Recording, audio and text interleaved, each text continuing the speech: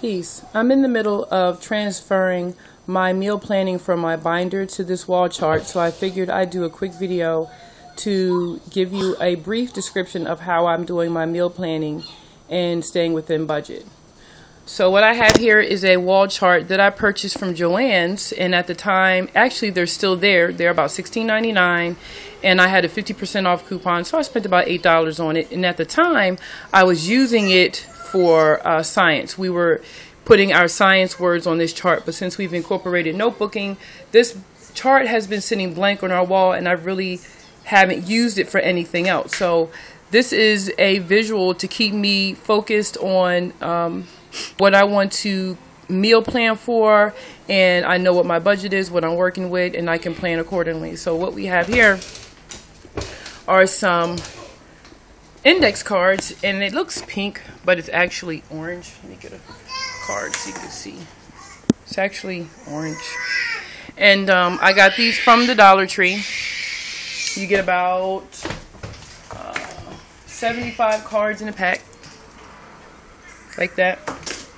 And what I'm doing is, the orange cards are going to represent breakfast, since that is the meal that requires the least amount of ingredients. I usually do oatmeal with fruit. I'll do cream of wheat, grits. I'll do eggs, things like that. So it doesn't really require a lot of ingredients, so that one has the smallest card. Then the card behind that is green. That's going to represent lunch. And then the card behind that is yellow, which usually requires the most amount of preparation and ingredients. So each card is going to have the meal written on the front, and in the back I'm going to have the ingredients, so I know exactly what I'm going to need to shop for when I'm out. I can also just take the cards with me, and again, I can shop accordingly and stay within my budget. The children can see for themselves what's going to be prepared, so they don't have to keep asking me what's for dinner, what's for dinner, what's for lunch, what's for breakfast. They can see for themselves, and they can read the cards. And they can also be interchanged. So if I plan something for the week and they want to have a meal that, if it's a Tuesday and I plan something for Friday, they can switch it up. I know I still have the ingredients for those meals. So it is interchangeable.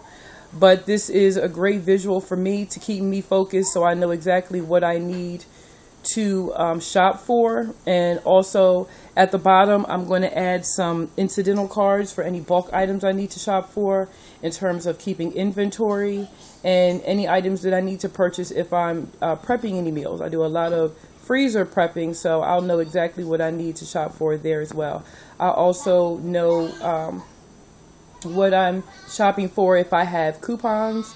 I've started my couponing heavy again, so a lot of my meal planning will also reflect what I was able to get couponing. So yeah, this is exactly what my family needs to keep them visually focused, and they know and I know, so they don't have to keep asking me, and I know exactly what I need to purchase.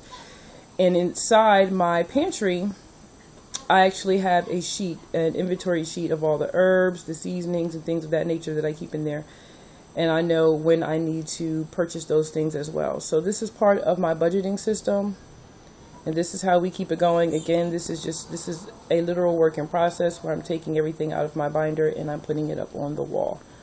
So this is part of how I meal plan and how I maintain a budget for a large family of 8.